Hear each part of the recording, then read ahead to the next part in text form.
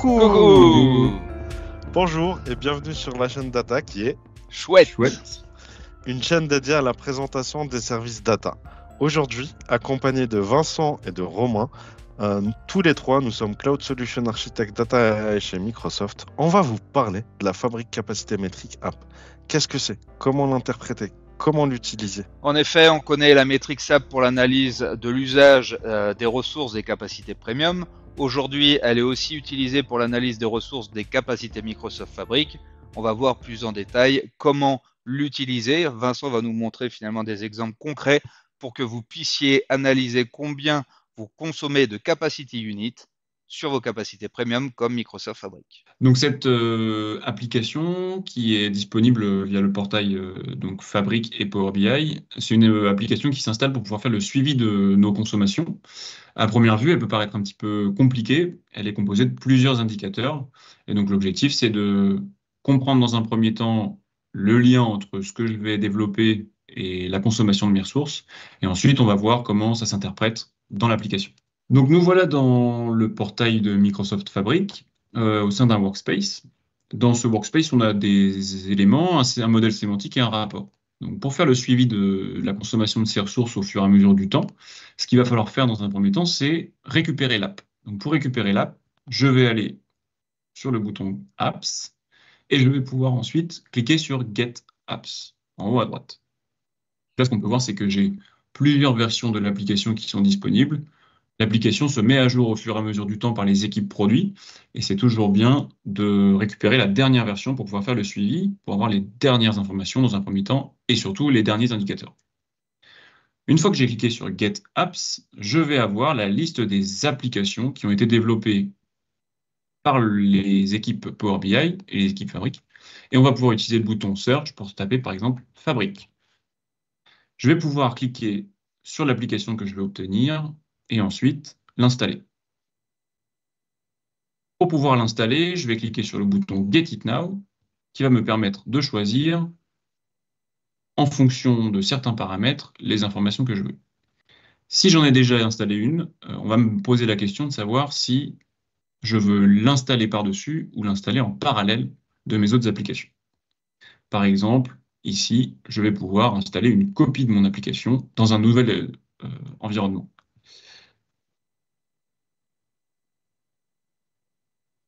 Cette application, elle va prendre un petit peu de temps à s'installer, et une fois qu'elle se sera installée, il va falloir qu'on la paramètre.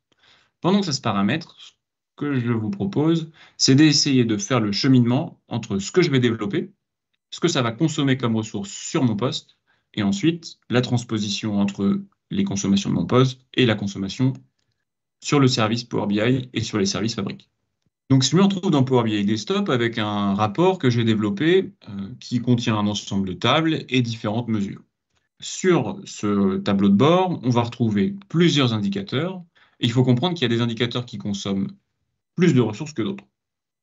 Dans un premier temps, il y a des indicateurs qui consomment très peu de ressources. Par exemple, les titres ou les filtres. Ces indicateurs-là ne vont pas forcément engendrer de requêtes. Et c'est ces requêtes qui vont consommer des ressources. A contrario, les indicateurs comme les diagrammes en barre, les diagrammes en barre verticaux ou bien les tableaux et les matrices, eux vont être plus ou moins gourmands. Et c'est la manière dont j'ai développé mon modèle et la manière dont j'ai développé mes mesures qui va faire varier la consommation de mes ressources. Rappelons qu'il est toujours bon de limiter sur une page de rapport le nombre de visuels parce que finalement ça va impacter aussi le temps d'exécution et les ressources nécessaires pour tous les afficher. Si je prends par exemple un rapport, il n'y a que ce qui est contenu, sauf cas particulier. Les éléments qui sont affichés sur une page, qui consomment des ressources sur ma capacité ou sur mon poste à l'instant T.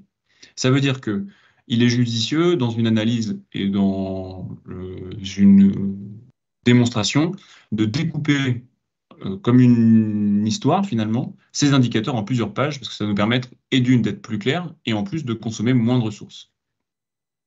Donc chaque visuel qui affiche des requêtes, qui affiche des données, pardon, va générer une ou plusieurs requêtes sémantiques et chacune de ces requêtes sémantiques va exécuter une ou plusieurs requêtes DAX.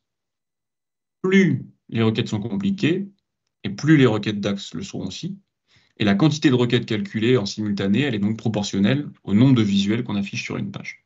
Et des interactions entre les visuels aussi. Aussi. Donc si je prends une requête DAX en particulier, cette requête DAX, elle va être évaluée par deux moteurs dans Power BI. Un premier moteur qui s'appelle le Formula Engine, qu'il faut voir un petit peu comme le cerveau de Power BI. Lui, il est très puissant, il peut faire beaucoup de requêtes, beaucoup de types de requêtes différentes, mais par contre, il peut les faire qu'une seule à la fois. C'est ce qu'on appelle donc mono-threadé. Ce Formula Engine, lui, son rôle, ça va être de traduire les requêtes qu'on lui envoie vers les données. Et donc, il va envoyer ces requêtes au Storage Engine. Et ce Storage Engine, lui, il fait des opérations arithmétiques très simples, mais il peut en faire plusieurs à la fois. Il est donc multithreadé. C'est l'interaction entre ces deux moteurs qui va permettre à Power BI d'exécuter des requêtes sur nos données ou bien de les réutiliser si un utilisateur refait plusieurs fois les mêmes requêtes. Ce qu'on va comprendre, c'est que une requête qui est évaluée par le service peut donc consommer des ressources en parallèle et avoir une durée d'exécution qui est inférieure à son coût d'exécution. Si je peux faire 10 actions d'une seconde en parallèle, elle va me coûter 10 secondes. En revanche, elle va se calculer en une seule seconde. Imaginons maintenant que dans un espace de travail qui est déployé dans une capacité fabrique ou dans un environnement Power BI Premium, j'ai donc déployé mon rapport. Ce rapport, je l'ai déployé, il s'accompagne de son modèle sémantique et je l'ai rafraîchi une première fois. Si on va dans les options de rafraîchissement, je peux voir l'historique de rafraîchissement et voir que ce rafraîchissement a duré environ 3 minutes. Par-dessus ça, je peux donc cliquer sur mon rapport et afficher les différents indicateurs et même jouer avec les filtres pour pouvoir générer des requêtes. Pourquoi est-ce que je fais ça? L'objectif, ça va être de générer des affichages pour ensuite les voir apparaître dans mon application qu'on a installée ensemble. On peut voir que les visuels s'exécutent avec le petit logo de chargement en haut à gauche de chaque visuel qui va me faire comprendre que les requêtes sont interprétées par le moteur. Revenons donc à notre app. Si je clique sur Apps, je vais retrouver l'app que l'on a créée ensemble. Et la première fois que je vais démarrer cette app, je vais donc être invité à la paramétrer. Pour la paramétrer, je vais devoir récupérer plusieurs informations. La première, c'est l'ID de la capacité sur laquelle je travaille. Pour y arriver, je vais donc devoir retourner dans le portail, récupérer l'ID de ma capacité et le coller ici. Ce qui est Ensuite, étrange, je me permets de te couper, c'est que on va certes renseigner ici une capacité ID, mais on va pouvoir, si on a le droit sur différentes capacités, analyser celle-ci dans la même application.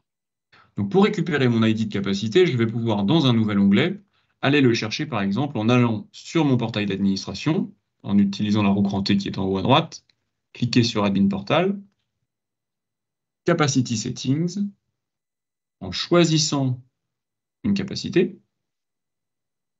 On peut voir d'ailleurs qu'on peut retrouver les capacités fabriques dans un nouvel onglet.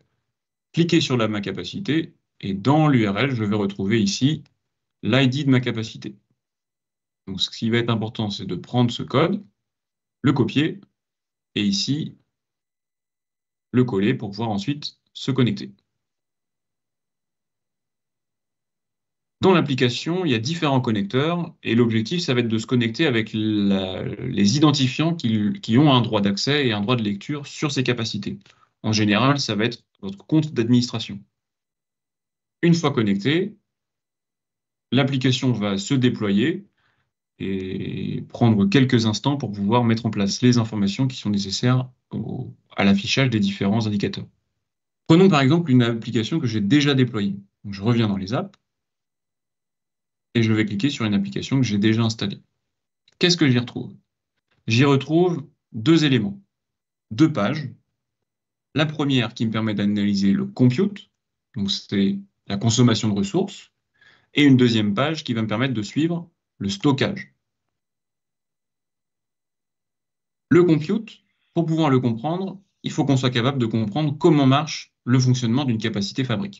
À travers le Power BI Desktop, quand on développe, on remarque qu'en fait qu'un graphe va être égal à une requête DAX, voire si on a plusieurs graphes, donc plusieurs requêtes DAX. Et un premier truc, je trouve, qui se dégage, qui est intéressant, c'est attention, si on a beaucoup de graphes, on va avoir beaucoup de requêtes DAX et donc on va peut-être saturer la capacité. Donc attention à ça.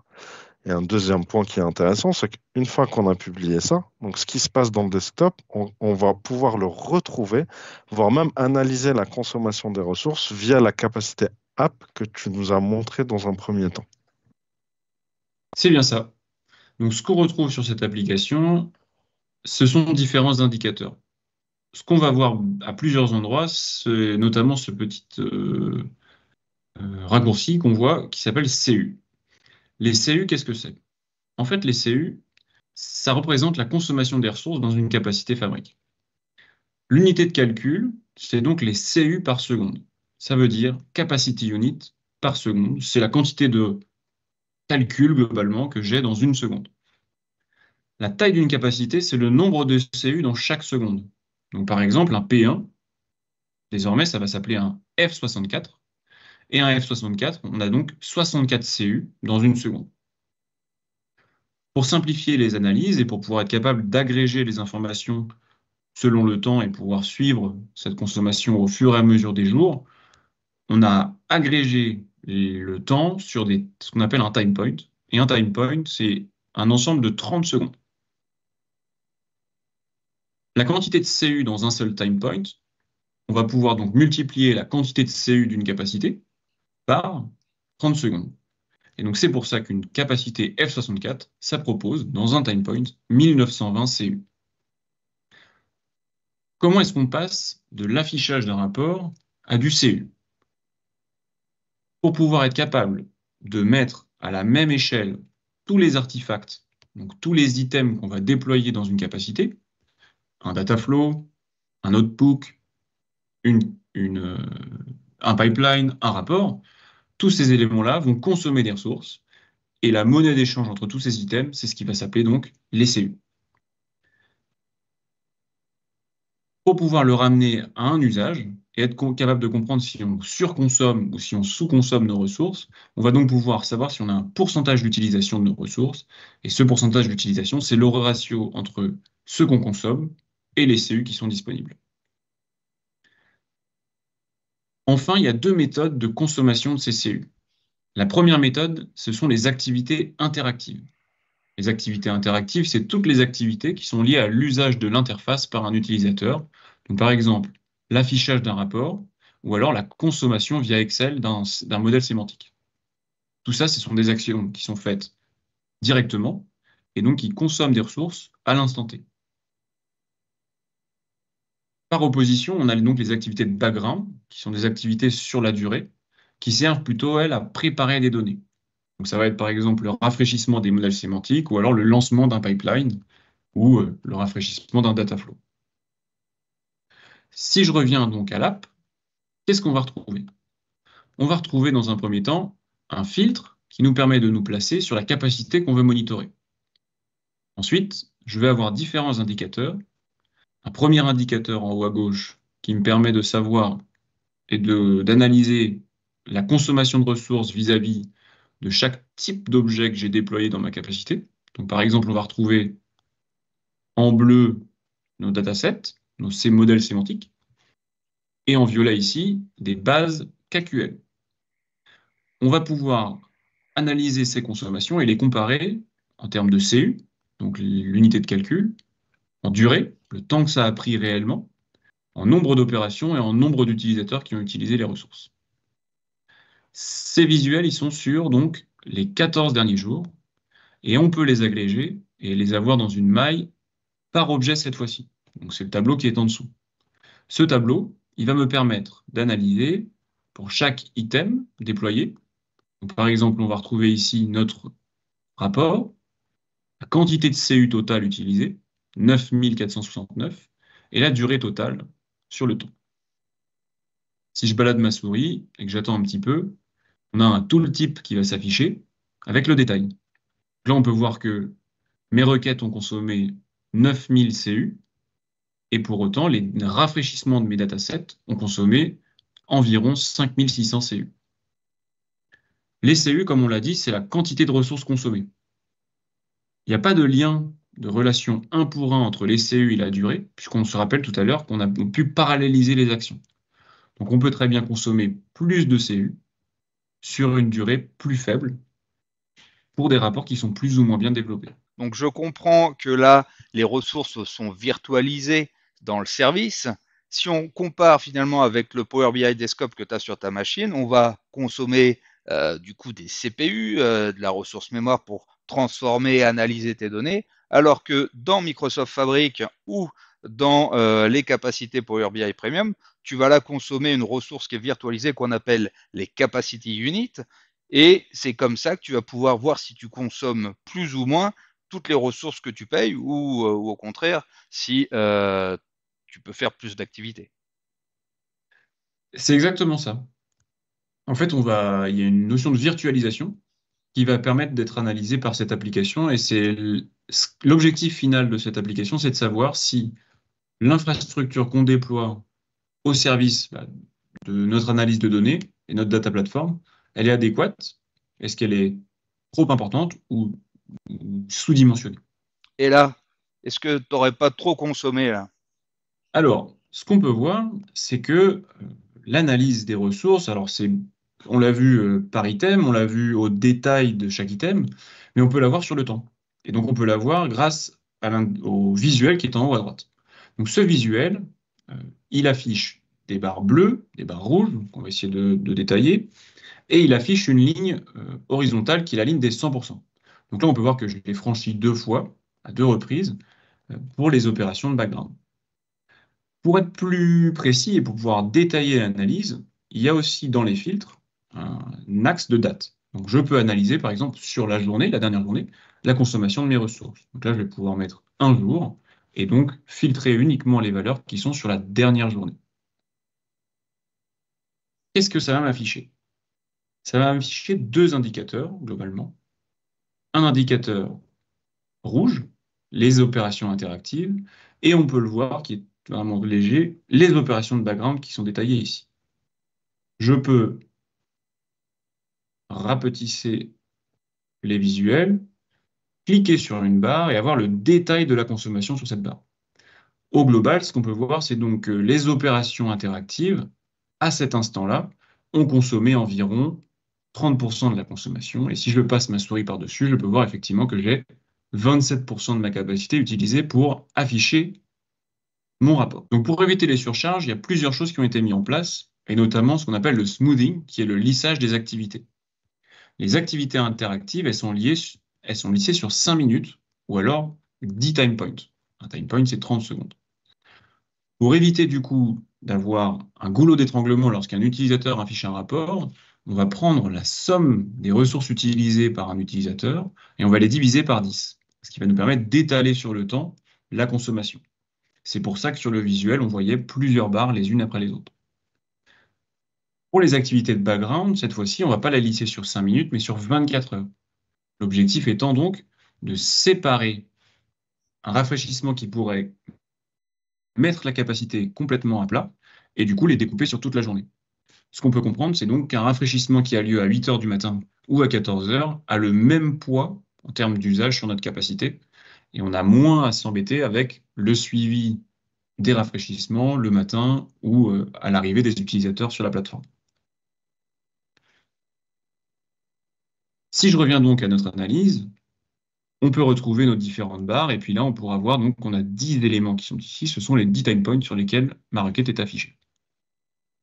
Si à un moment je suis perdu, j'ai toujours les points d'interrogation qui me détaillent chaque indicateur et la manière dont il décrit finalement la consommation des ressources sur la capacité. Lorsque j'ai choisi une barre, je vais pouvoir cliquer sur le bouton Explore ou alors cliquer avec le clic de ma souris, le clic droit, et cliquer sur le détail du time point. Ces 2 éléments nous emmènent sur une page qui me donne le détail sur le time point de ce qui s'est déroulé. On va retrouver le temps à laquelle je fais mon analyse, le nombre d'opérations qui sont déployés à l'instant où je les affiche, interactivement et en background, la taille de ma capacité et le nombre de CU que j'ai disponibles sur ce time point. Dans le tableau du haut, je vais retrouver pour chaque visuel exécuté sur ma machine, l'ensemble des requêtes exécutées par un utilisateur, d'accord, le temps sur lequel cette requête s'est exécutée, la durée de cette requête, le montant total de CU qui a été consommé, et le détail sur ce time point précis. On peut On aussi voit, il est voir bien que, donc divisé par 10 là. C'est ce que tu effectivement, disais. ce qu'on peut voir, c'est qu'il est bien divisé par 10. Et je peux même voir à la fin sur le tableau les 10 time points sur lesquels il est finalement divisé. Sur ce time point, on peut voir qu'il consomme donc environ 5% de ma capacité au total, et donc que toutes les requêtes ont été servies avec 30% de ma capacité. Est-ce Dans qu'on le- peut dire qu'une requête égale à une requête d'un graphe ici? Alors, où il y a une relation, c'est pas tout à fait un pour un, mais oui, effectivement, lorsque j'affiche mon visuel, si je compte le nombre de visuels que j'ai sur mon rapport, j'aurai environ une ligne par visuel. Dans le tableau du bas, qu'est-ce qu'on va voir? Eh bien, on va voir toutes nos activités de background. Tout à l'heure, on a dit qu'on avait rafraîchi notre dataset, qu'il avait pris environ 3 minutes. Donc, on retrouve 171 secondes de refresh et le coût total en CU sur ma capacité. Et on peut voir que sur le time point, c'est complètement réduit parce que ça a donc du coup été divisé sur 24 heures. Si je continue, je peux aussi voir le détail et voir que mon rafraîchissement est divisé sur les 24 heures qui suivent le rafraîchissement de mon dataset. Qu'est-ce qui se passe maintenant si je dépasse les usages de ma capacité et si finalement j'atteins les 100% de ma capacité? C'est ce qui est détaillé finalement dans les indicateurs qu'on a en dessous, la burn down table et les overage. Overage, ça veut dire surcharge.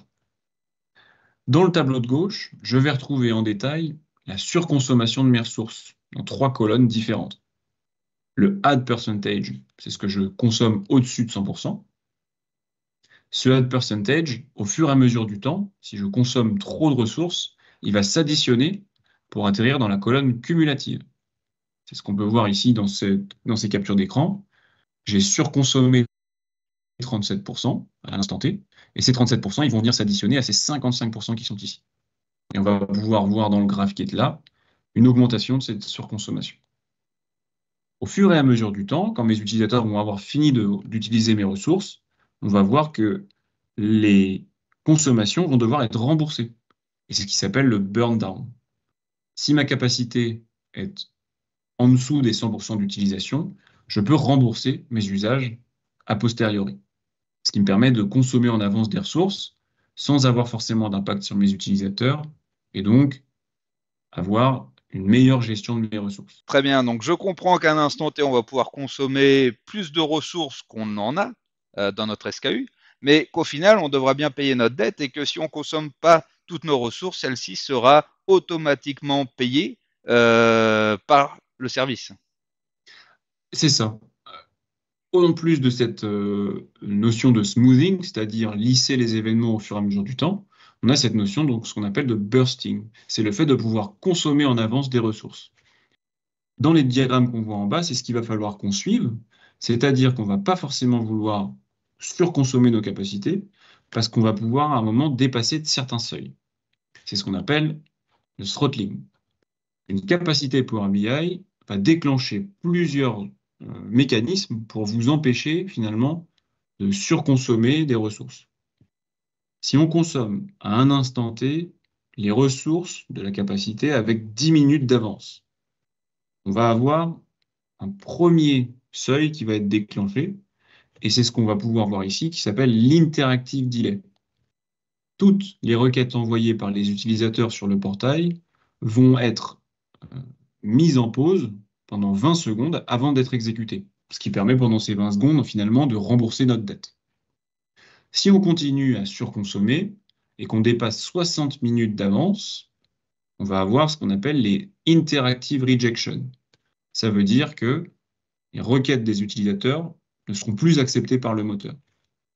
Et si on continue encore, on est dans ce qu'on appelle les background rejection, Et donc, si on dépasse de 24 heures, cette fois-ci, il n'y a plus aucune requête qui est acceptée par le service et notre capacité se met finalement, entre guillemets, en pause le temps de tout rembourser. Du coup, en fait, si je comprends bien, euh, je vais avoir un certain nombre de capacités CU par seconde que je peux consommer, mais au-delà de ça, Microsoft va me donner des ressources. Ces ressources, par contre, il y aura certaines limitations qui ont été mises en place.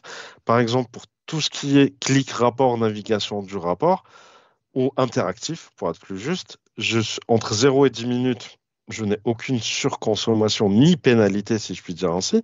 Mais entre 10 et 60 minutes, pour tout ce qui est encore interactif, je vais avoir une pénalité. Et cette pénalité, c'est mes futures requêtes vont avoir un délai qui est injecté. Et si je dépasse ces 60 minutes, les nouvelles requêtes vont être en failure. C'est-à-dire qu'elles vont plus passer. À l'instar du background, où on a jusqu'à 24 heures d'exécution, au-delà des 24 heures, la pénalité, c'est que ça part directement en failure. Est-ce que j'ai bien résumé ou bien compris la situation, Vincent? Ouais, c'est exactement ça. En fait, ce qu'on va vouloir, c'est ne toujours se trouver dans une situation où nos utilisateurs vont pouvoir faire les activités qui sont nécessaires pour leurs analyses, donc peut-être dépasser notre ligne des 100%, tout en restant en amont des seuils de surconsommation. Donc là, ce qu'on peut voir, c'est que ma consommation de ressources vis-à-vis de mes requêtes, elle est limite et que je ne vais pas dépasser ce seuil. Si je reprends une vision un peu plus large de mes analyses, on peut voir ici que j'ai surconsommé ma capacité et que du coup, j'ai dépassé les 100%. Pour vérifier si mes utilisateurs ont été impactés, je peux cliquer sur le bouton throttling qui me donnera donc le détail de l'impact de cette surconsommation en délai interactif, en délai de rejection et en délai de background. Si je dépasse les 100%, ça veut dire que mes utilisateurs seront impactés. Et si je regarde, ici j'ai deux couleurs qui sont affichées. Si c'est en clair, c'est que je n'ai pas de délai qui est mis en place. Et si c'est foncé, ça veut dire que pendant cette période de temps, mes utilisateurs peuvent avoir du délai interactif. On est toujours en réactif sur nos analyses. Et donc, si je regarde un détail d'un élément et que je clique sur un time point, je vais avoir le détail de l'utilisateur qui fait la requête, le nom du modèle sémantique sur lequel il fait ses analyses, et aussi l'environnement dans lequel il travaille. Donc l'objectif, c'est de savoir et d'adresser ces utilisateurs pour mieux comprendre leurs besoins, savoir s'il est adressé de la meilleure manière et les accompagner dans les bonnes pratiques et dans la résolution de leurs différents problèmes. Étant donné que ce sont souvent des capacités qui sont mutualisées avec plusieurs éléments et plusieurs personnes qui travaillent ensemble, l'idée c'est de faire comprendre à tout le monde que les ressources sont partagées et que les requêtes finalement peuvent être en concurrence sur des modèles sémantiques les uns avec les autres. Donc on voit en effet que cette application peut être consommée réactivement pour regarder l'historique et peut-être imaginer monitorer l'usage de certaines ressources. On peut, dans le côté proactif, je vois cette alerte en haut, créer des alertes avec Data Activator à partir de certaines mesures. Et puis on ne l'a pas cité, mais on pourrait très bien se créer notre propre rapport au-dessus de ces sémantiques modèles pour analyser un historique. On connaît aussi des clients qui exportent régulièrement ces données-là pour avoir un historique un peu plus grand que les 14 jours que propose l'app. Mais du coup, là, on est toujours dans le cas en fait où la capacité fabrique derrière qui est en train en mode bouton play, qui est en train de fonctionner. Mais si on éteint cette fameuse capacité, qu'est-ce qui se passe? Alors, en effet, dans les capacités premium, on ne va pas avoir cette fonctionnalité de pouvoir mettre en pause les capacités, contrairement aux capacités fabrique. Et du coup, on va pouvoir monitorer dans les systèmes event pour les capacités fabrique quand est-ce qu'on les a mis en start ou en pause. Puisqu'il faut savoir que les ressources, si on consomme trop un instant T et qu'on met en pause, eh ben, on va finir par les payer à l'arrêt, hein, ces ressources-là. Donc c'est aussi pertinent et l'app nous permet de savoir justement combien on a été refacturé suite à une overconsumption de nos ressources. Donc ça veut dire que finalement, si je mets à jour un dataset, une fois que ce dataset est rafraîchi et que j'arrête ma capacité, pour autant je serai imputé du prix de consommation, c'est bien ça? On est toujours imputé du prix de l'usage des capacités uniques. OK. Alors, dans cette app, j'ai un dernier onglet que je peux utiliser qui est soit par là, soit par ici, qui est donc le stockage. Donc on le sait, depuis que les capacités fabriques sont mises en place, la logique d'implémentation d'une data platform va nous amener à charger les données dans la couche OneLake. Donc que j'expose mes données finalement dans une base, dans un data warehouse, dans un lakehouse, finalement je vais stocker les données. Et ce stockage, il va m'être facturé. Donc la page de stockage, elle va nous permettre pour chaque capacité encore de comprendre quelle expérience nous impute du stockage et ensuite être capable de comprendre quel workspace finalement possède toute cette charge. Donc dans le tableau du haut, on va voir les différents workspaces, la charge de stockage qu'ils représentent et ensuite on va pouvoir voir par jour l'évolution de notre stockage en ajout ici, et ici en semi-additif avec l'évolution de notre stockage au fur et à mesure du temps. Comment on fait pour monitorer les requêtes DAX? Comment on peut savoir c'est tel graphe qui va impacter ma ressource ou qui va le plus me consommer? Alors, c'est vrai que finalement, notre application, c'est une vue d'hélicoptère qui ne nous permet pas forcément d'avoir le détail au niveau des visuels. Pour pouvoir aller plus loin, on va devoir mettre en place un autre monitoring, qui lui est un monitoring plus complet, plus précis, qui va être cette fois-ci à la maille du workspace, et qui va nécessiter l'implémentation d'un autre service qu'on appelle Log Analytics, et qu'on détaillera dans une autre vidéo. Super, merci Vincent, merci Amar. On en sait un peu plus comment monitorer l'usage de nos capacités, qu'elles soient dans Power BI Premium ou sur Microsoft Fabric. On reviendra dans d'autres épisodes. D'ici là, n'hésitez pas à vous abonner. À bientôt.